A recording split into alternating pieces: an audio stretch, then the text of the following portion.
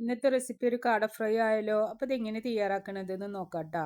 അപ്പോൾ അതിലേക്ക് ഒരു 6 പീസ് കാട എടുത്തിട്ടുണ്ട്. ഒരു മുട്ട, 2 ടേബിൾ സ്പൂൺ സാദാ മുളക് പൊടി, ഒരു 1/4 teaspoon, 1 table spoon Kashmiri chilli, 1/4 teaspoon മഞ്ഞൾപ്പൊടി, 1 ടേബിൾ സ്പൂൺ ഇഞ്ചി, 1 ടേബിൾ സ്പൂൺ വെളുത്തുള്ളി, അതേപോലെ മല്ലിച്ചപ്പ്, അതേപോലെ തന്നെ ഒരു 1/2 ടേബിൾ സ്പൂൺ കുരുമുളക് പൊടി, ഉപ്പ്, ഇത്തിരി കായപ്പൊടി, വിനാഗിരി ഒഴിച്ചിട്ട് നന്നായിട്ട് തന്നെ മിക്സ് ചെയ്ത് കൊടുക്കുക. ഞാൻ ഇതിലേക്ക് തൈര് എടുക്കലില്ല. ഇറച്ചിയിലേക്ക് തൈര് എടുക്കുക. തൈരും ഇറച്ചിയും കൂടി യോജിക്കില്ല എന്നല്ലേ പറയല്. അപ്പോൾ വിനാഗിരിയാണ് ഒഴിച്ചു കൊടുക്കൽ. അപ്പോൾ നമ്മുടെ എണ്ണയൊക്കെ ഇവിടെ ചൂടായിട്ടുണ്ട്. അതിലേക്ക് വേപ്പിലയും പച്ചമുളക് ഇട്ട് കൊടുത്തിട്ട് ഒരു ഭംഗിക്ക് വേണ്ടിയിട്ടാണ് കേട്ടോ അത് ചെയ്യുന്നത്. അതേപോലെ തന്നെ നമ്മുടെ സോഫ്റ്റ് ആയിട്ടുള്ള കാട ഇതിലേക്ക് ഇട്ട് കൊടുക്കുക. അതേപോലെ തന്നെ ഒരു 15 മിനിറ്റോളം വിനാഗിരിയിൽ ഇട്ട് വേണം. എന്നിട്ട് ഫ്രിഡ്ജിൽ വെക്കിട്ട. എന്നിട്ട് അതിന് ശേഷം അപ്പം നല്ല സോഫ്റ്റായിട്ട് കിട്ടും കേട്ടോ കാട.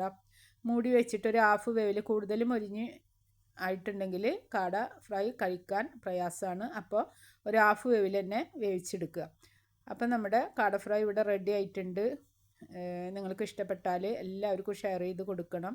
ഞാനിതിൻ്റെ ഫുൾ വീഡിയോ ഇട്ടിട്ടുണ്ട്. നിങ്ങളെല്ലാവരും കാണണം, സപ്പോർട്ട് ചെയ്യണം, സബ്സ്ക്രൈബ് ചെയ്യണം. എല്ലാവർക്കും ഷെയർ ചെയ്ത് കൊടുക്കട്ടെ. അസ്സലാമു അലൈക്കും. പുതിയ വീഡിയോ ആയിട്ട് കാണാം. ഇഷ്ടപ്പെട്ടാൽ സബ്സ്ക്രൈബ് ചെയ്യട്ടോ.